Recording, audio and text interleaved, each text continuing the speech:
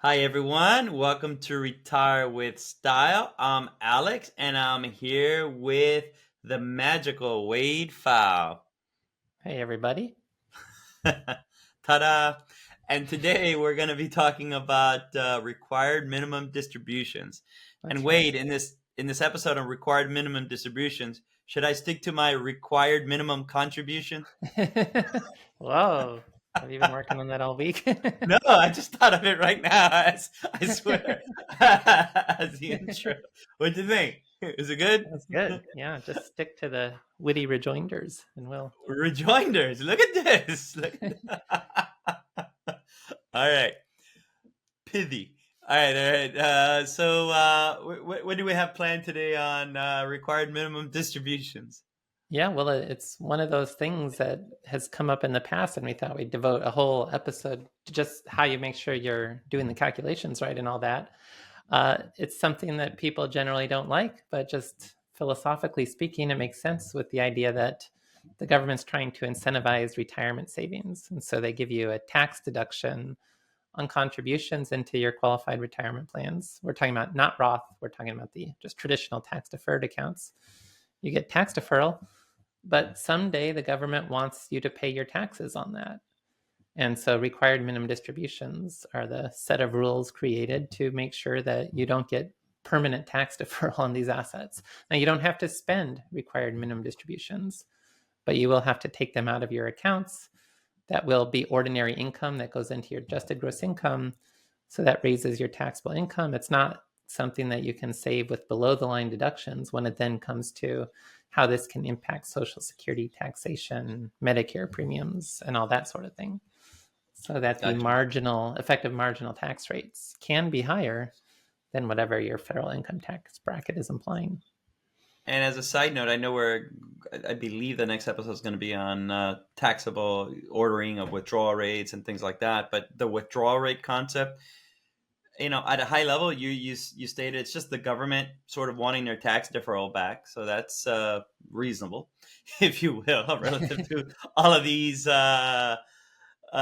solicitations that you receive from them. But at a high level too, what the government is doing is the government is creating their in their view an optimal withdrawal strategy for them to get back their taxable accounts based on your life expectancy. So it's kind of an interesting little take on withdrawal rates as well. Wouldn't you think?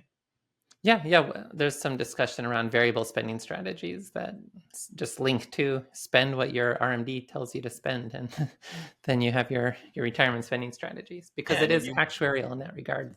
yeah, and The so we're going. RMD.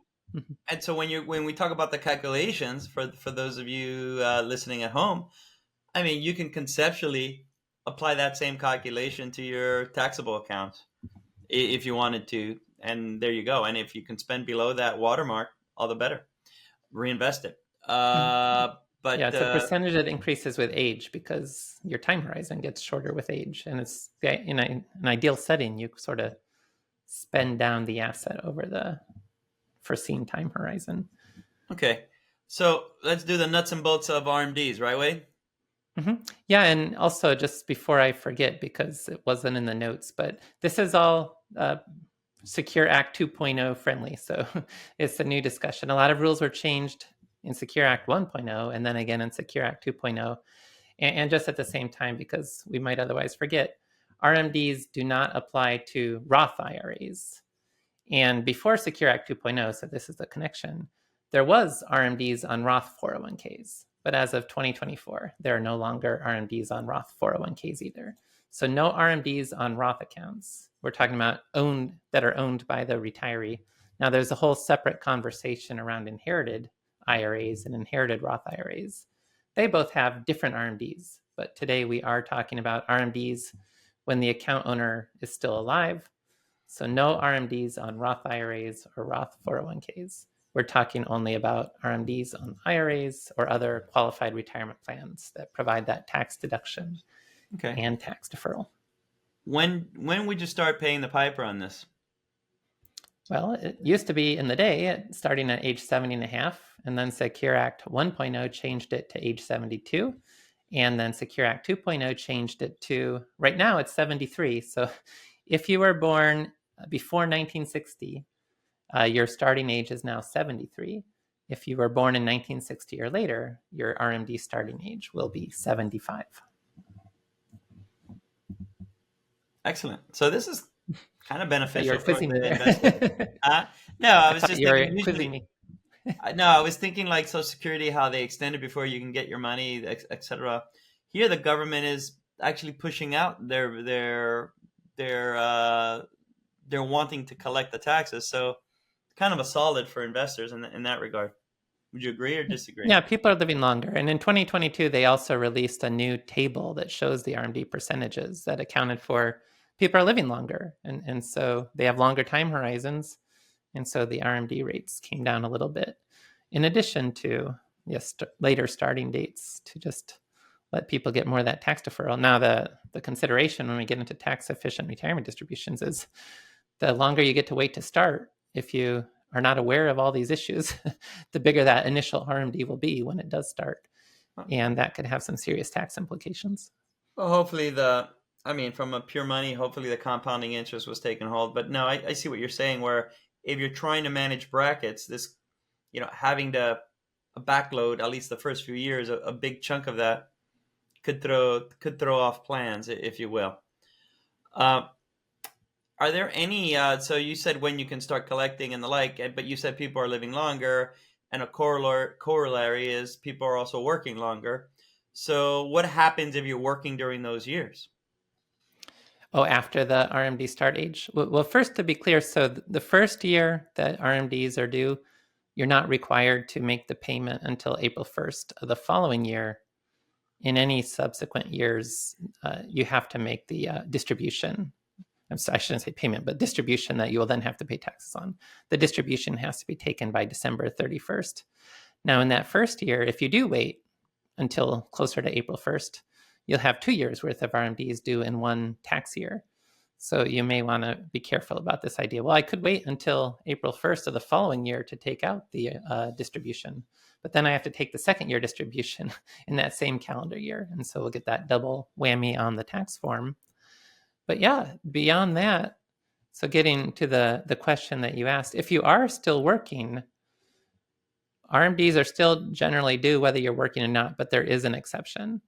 If you're working at a company where you're less than a 5% owner, so it wouldn't really work if you're just like a solo 401k where you're the only worker, but you're less than a 5% owner at the company, you don't have to take RMDs from that one employer plan account. You still would have to take RMDs from any other accounts, but you would not have to take your RMDs from that one particular account. Now, if it's allowed, you could roll over some of your other funds into that employer plan, and that would be a way to avoid the RMDs. When you say it's allowed, just you don't mean if the government allows it. You mean like if it's in your plan documents that you right. can roll over. Just to be clear. Right. When the plans are created, they have flexibility about rules for various things, and one of those may be: do they allow you to make rollovers into that plan? Okay. And then the flip side is that's when you take it. What happens if you say, I'm not doing it? I'm not doing it. I'm mad as hell and I'm not going to take it anymore. I'm not paying RMDs. So if you don't take that distribution, eventually there's going to be a penalty on the amount that you didn't distribute, and that will grow with interest as well. And now in the old days, before Secure Act 2.0, the penalty was 50% of the amount not taken that was required to be taken. That has been reduced. It's now a 25% penalty, but if you meet certain provisions, the penalty is 10%. So it's less onerous than in the past, but still, you don't want to just forget about taking RMDs because these are still fairly stiff penalties for not doing so. It's potentially 10 or 25% of the amount you didn't take out, plus interest. And then what happens when you don't spend all the money from your RMDs? Well, that's the thing. You're not required to spend the money. You have to add it to your adjusted gross income. Then you have to pay taxes on it. And don't forget estimated taxes if this is a consideration after retirement. But then you can always just reinvest it in a taxable brokerage account. You're not technically required to spend it. And that's where when you see people complaining about RMDs on the internet, a lot of times they'll say something along the lines of, well, I don't want to spend this money. And it's not clear, like, do they not understand that you don't have to spend the money, you just have to pay taxes on it. Now it's understandable, I don't want to spend this money, why should I pay taxes on it? Well, that's what we talked about at the beginning. The government wants you to pay taxes at some point, but you can then reinvest it in a taxable account after taking the distribution. And you Yeah, cannot do a Roth conversion on RMDs, to be clear as well. and I think we mentioned this caveat like every time this kind of theme comes up, because I have to say it's one of the most common misconceptions that we come across from prospects when they come in to meet an advisor, or even clients when we're talking about RMD and there's a financial plan and we're presenting it. It comes up quite a bit. It's one of those misconceptions, and so every time this comes up, we'll mention it, where you don't have to spend it, you can always reinvest it. You do have to pay taxes on it because government takes a bite, right? That kind of vibe. All right. What about aggregating? So how would that work? If I'm over 73, I'm less than a 5% owner. I couldn't roll over the other plans into here, and so let's say that's $100,000 worth of 401ks, but there's 300,000 in other plans. You're saying that you aggregate the 300,000 amount, and that's what you pay RMDs on? I just want to have a use case so people can think about. Yeah, well, just related to this, so these accounts have individual owners, so there's no sort of aggregation across spouses. Each spouse, as they hit age 73, they each have their own RMDs that apply to their own accounts. So then for a given individual, if you have multiple IRAs, you're allowed to aggregate them so that you can.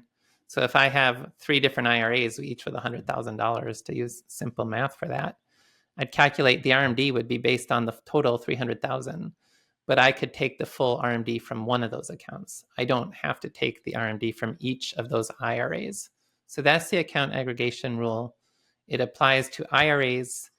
You can also aggregate across multiple 403B plans, but that's really the end of it. Anything else, there is no aggregation. So if I have 2 different 401ks, I can't aggregate them together and take the RMD from just one. I have to separately take that RMD amount from each 401k plan.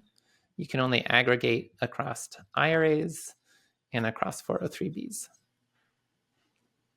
Okay. Otherwise, again, taking separately. And just to emphasize again, because I think this is something people don't think about, for spouses, there's no kind of aggregation within the couple. Each spouse has their own accounts and has their own RMDs on those accounts. Now, it may jump the gun, but when we get to life expectancy and the tables and things like that, individual versus joint, et cetera, it could be something just to drive it home again. Mm-hmm. And that point again is, like, if I have an RMD, or I'm married to someone, I have an RMD, we can't take that RMD out of her account or out of the spouse's account. I have to take my RMD out of my accounts. Okay. So lots of little technical details. The RMD is then just simply, you look at the value of the account on at closing on December 31st at the end of the previous year.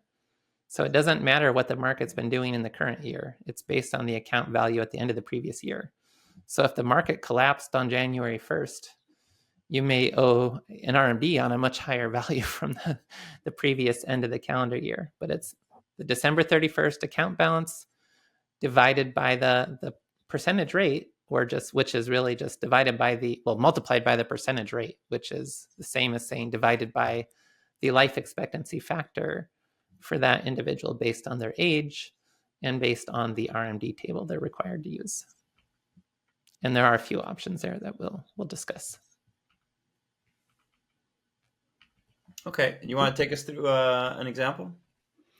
Yeah, sure. So, let's introduce the tables, or at least one of the tables. Fair enough. So there's 3 if you pull out the IRS document on RMDs, they'll talk about 3 life tables.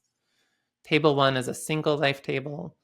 Table 2 is kind of a joint table with tons of numbers, multiple pages long. And then table 3 is the uniform life table.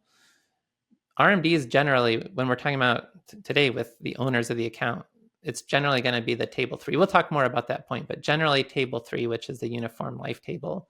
The single life table is only used in relation to certain beneficiaries with inherited accounts. It's not, if you're single, you don't switch over to the single life table. You still use the uniform life table as the owner of the account. And those, so just to give you a couple examples of what that uniform life table looks like, with RMD starting at age 73, they say the life expectancy there is 26.5 years. So 1 divided by that, that's a 3.77% distribution rate required. At age 80, they say it's a 20.2 year life expectancy. 1 divided by that, that's a 4.95% distribution rate. And for the purposes of our example, it's at age 85, there's a 16-year life expectancy. 1 divided by 16 is a 6.25% distribution rate. So if I have an IRA and its value on December 31st was $130,000, and then this year, on the previous year, so let's get so December 31st, 2023, the IRA closed for the year worth $130,000. In 2024, at some point this year, I'll turn 85. My birthday, say, is in November. So in November, I'll turn age 85. I use the age 85 factor to determine my RMD in 2024. So it's the account value at the end of the previous year, $130,000, divided by the age factor for the age I turn this year. I'll turn 85 this year. The age factor for that is 16 years. So $130,000 divided by 16, my RMD for that account would be $8,125. So that's actually, I mean, of all the things that the government does, and like you consider the tax code and everything, this is pretty standard division, if you will. Once you have the life expectancy chart, the uniform lifetime tables, it's really just, if you have 26 and a half years left, it's 1 divided by 26 and a half, and whatever percent that is, that's how much you can take. Yeah. So that is a fairly straightforward simple calculation. Yeah. And again, that's the life table that was introduced in 2022. So be careful, don't use one of those older life tables. Or you can't, it's not that you get penalized because they would have higher RMDs than the newer life table. It lowered the RMD rates a little bit. What I was thinking, Wade, just because you had introduced it earlier, and I'm trying to spot where there could be potential confusion. So once this gets rolling, it really is, you just take the account value for the previous year on December 31st, and then assuming your birthday is January the 1st, you just take how many years you have left divided by the account value, and voila, there you go. As long as you pay it before the end of the year, you're in good shape. As long as you take the distribution by the end of that year. Yeah. As long as you take the well, that's what I meant by paying. But yeah, as long as you take the distribution. The only wrinkles for people, and it probably is more the emotional valence is probably the strongest the first year of doing it. For the benefit of the audience, can you sort of talk us through what you said in terms of buyer beware, that you may have 2 payments in 1 year, which could throw off your income if you don't play it the right way? Can you go through that one more time in light of this? Let's do the example where this is I turn, so we need years to be less abstract. So I'll turn 73 in September 2024. So I'll have an RMD due this year, and it would be the previous year account balance, if it's still that $130,000 at the end of the previous calendar year, divided by 26.5, which is the life expectancy for the 73-year-old. Now, in that first year, that's the amount I have to take out, but I can wait until as late as April 1st, 2025 to take that out. If I do that, if I wait until after December 31st, though, I'll keep that money out of the adjusted gross income in 2024, but it will be added to the adjusted gross income in 2025. All right, let me stop you right there. Could you, if you take it January 1st or forward, can you apply that money to the previous tax year? No, not if you've taken the distribution after December Perfect. 31st. I just want to be absolutely clear for everyone. Okay, So, fire so away. it lets you defer taxes, but the caveat to that is, and then in 2025, I'll be turning 74. So I'll have an RMD due by December 31st of that year, which would be the account balance at the end of 2024 divided by the age 74 life expectancy factor. So I got to defer that age 73 RMD until the following tax year. But if I do that, I'm going to have two RMDs being added to my adjusted gross income in that second tax year.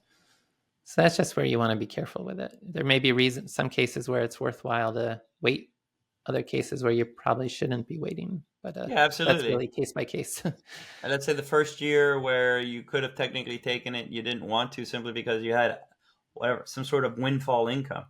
Oh yeah, And that could be a reason to wait. you don't want to put yourself in another bracket, and so you just defer it because that income is not going to happen the next year, and so you backload your RMD distributions. Mm-hmm. Okay. Brilliant. Thank you. But if there was the other scenario is just if there was really no particular reason to wait, you've just doubled that ordinary income. Okay, well, approximately 100%. double it for the following tax year. Yeah. And wait, I think I don't think we need to do more than that with regards to RMDs unless I missed something along the way. It's a nice bite-sized episode that folks can just consume based on just RMDs.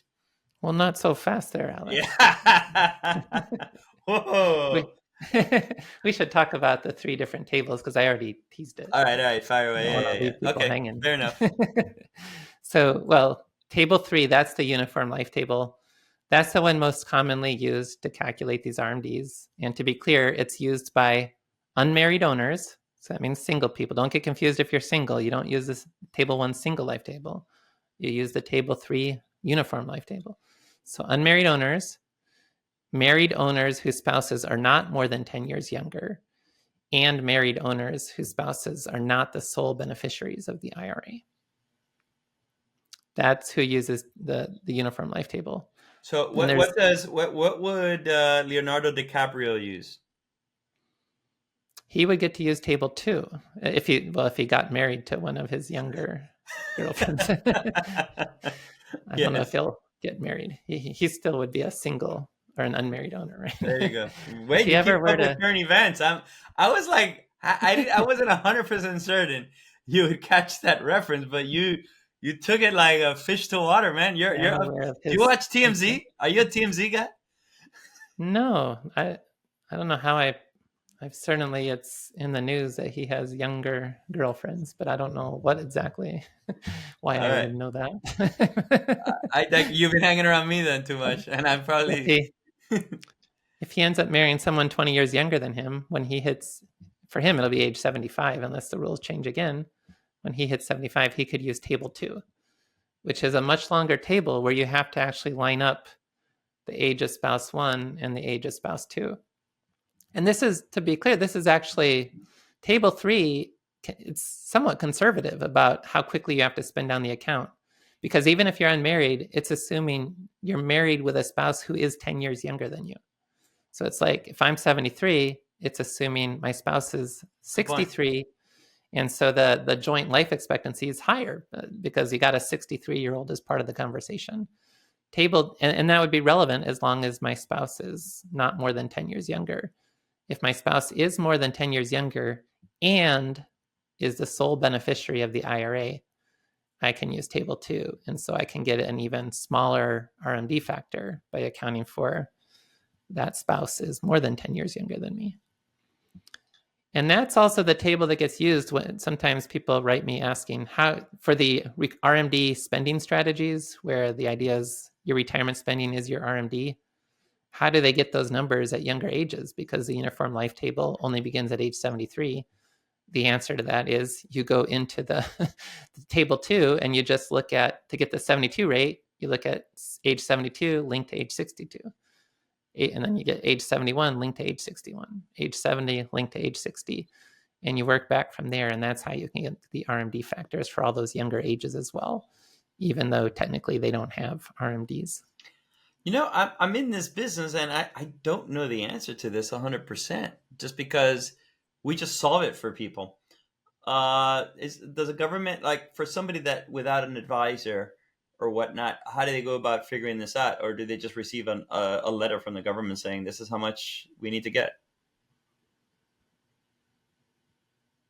I'm not 100% sure either. I don't Right? think the government's in the business of sending you notices about RMDs. I No, I think don't think so you're, either. That's why I just for a second I'm thinking, what are they left to their own devices?